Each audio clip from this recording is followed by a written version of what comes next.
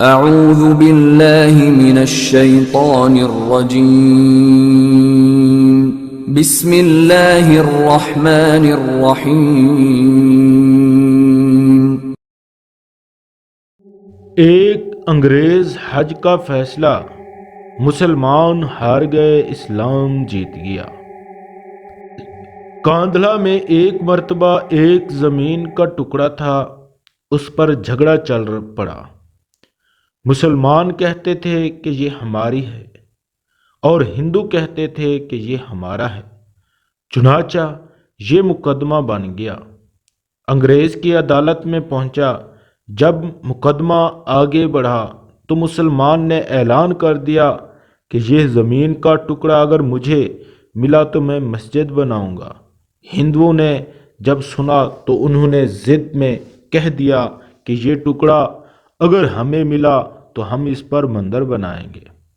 اب بات دو انسانوں کی انفرادی تھی، لیکن اس میں رنگ اجتماعی بن گیا، حتیٰ کہ ادھر مسلمان بہت جمع ہو گئے اور ادھر ہندو اکٹھے ہو گئے۔ مقدمہ ایک خاص نوعیت کا بن گیا۔ اب سارے شہر میں قتل و غارت ہو سکتی تھی، خون خرابہ ہو سکتا تھا، تو لوگ بھی بڑے حیران تھے کہ نتیجہ کیا نکلے گا۔ انگریز جج تھا، وہ بھی پریشان تھا کہ اس میں کوئی صلح و صفائی کا پہلو نکالے۔ ایسا نہ ہو کہ آگ اگر جل گئی تو اس کا بجھانا مشکل ہو جائے۔ جج نے مقدمہ سننے کے بجائے ایک تجویز پیش کی کہ کیا کوئی ایسی صورت ہے کہ آپ لوگ آپس میں بات چیت کے ذریعے مسئلے کا حل نکال لیں۔ تو ہندو نے ایک تجویز پیش کی کہ ہم آپ کو ایک مسلمان کا نام تنہائی میں بتائیں گے، آپ اگلی پیشی پر ان کو بلا لیجئے اور ان سے پوچھ لیجئے، اگر وہ کہیں کہ یہ مسلمان کی زمین ہے تو ان کو دے دیجئے، اور اگر وہ کہیں کہ یہ مسلمان کی زمین نہیں ہندوؤں کی ہے تو ہمیں دے دیجئے۔ جب جج نے دونوں فریقین سے پوچھا تو دونوں فریقین اس پر راضی ہو گئے۔ مسلمان کے دل میں یہ تھی کہ مسلمان ہوگا، جو بھی ہوگا وہ مسجد بنانے کے لیے بات کرے گا۔ چنانچہ انگریز نے فیصلہ دے دیا اور مہینہ یا چند دنوں کی تاریخ دے دی کہ بھائی اس دن آنا اور میں اس بوڑھے کو بھی بلوا لوں گا۔ اب جب مسلمان باہر نکلے تو بڑی خوشیاں منا رہے تھے، سب کو ڈرا رہے تھے، نعرے لگا رہے تھے۔ ہندوؤں نے پوچھا اپنے لوگوں سے، کیا تم نے کیا کہا؟ انہوں نے کہا کہ ہم نے ایک مسلمان عالم کو حاکم بنا لیا ہے کہ اگلے پیشی پر جو کہے گا اسی پر فیصلہ ہوگا۔ اب ہندو کے دل مرجھا گئے اور مسلمان خوشیوں سے بھولے نہیں سماتے تھے، لیکن انتظار میں تھے کہ اگلی پیشی میں کیا ہوتا ہے۔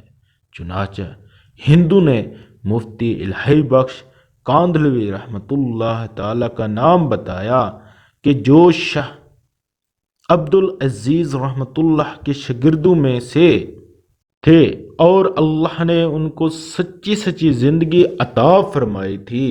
مسلمانوں نے دیکھا کہ مفتی صاحب تشریف لائے ہیں تو وہ سوچنے لگے کہ مفتی صاحب تو مسجد کی ضرور بات کریں گے۔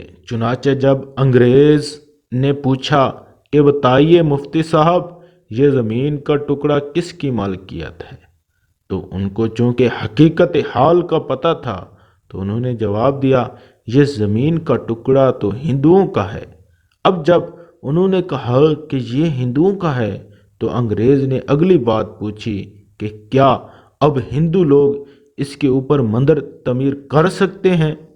مفتی صاحب نے فرمایا جب ملکیت ان کی ہے تو وہ چاہیں جو کریں، گھر بنائیں یا مندر بنائیں، یہ ان کا اختیار ہے۔ چنانچہ فیصلہ دے دیا گیا کہ یہ زمین ہندوؤں کی ہے، مگر انگریز نے فیصلے میں ایک عجیب بات لکھی۔ فیصلہ کرنے کے بعد آج اس مقدمہ میں مسلمان ہار گئے مگر اسلام جیت گیا۔ جب انگریز نے یہ بات کہی تو اس وقت ہندو نے کہا، آپ نے تو فیصلہ دے دیا، ہماری بات بھی سن لیجئے، ہم اسی وقت کلمہ پڑھ کر مسلمان ہوتے ہیں اور آج یہ اعلان کرتے ہیں کہ اب ہم اپنے ہاتھوں سے یہاں مسجد بنائیں گے۔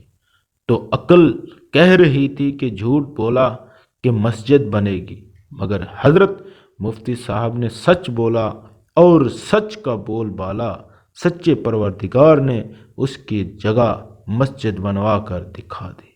تو کئی مرتبہ نظر آتا ہے کہ جھوٹ بولنا آسان راستہ ہے، جھوٹ بولنا آسان راستہ نہیں ہے، یہ کانٹوں بھرا راستہ ہوتا ہے۔ جھوٹ سے اللہ تعالیٰ نفرت کرتے ہیں، انسان نفرت کرتے ہیں، انسان اعتماد کھو بیٹھتا ہے۔ ایک جھوٹ کو بولنے سے کئی جھوٹ بولنے پڑتے ہیں، لہذا جھوٹی زندگی گزارنے سے بہتر ہے سچی زندگی کو آپ اختیار کیجئے اور پروردگار آپ کی مدد فرمائے گا۔ آمین۔ ماشاءاللہ، اللہ پاک ہم سب کو جھوٹ بولنے سے بچائے۔ آمین۔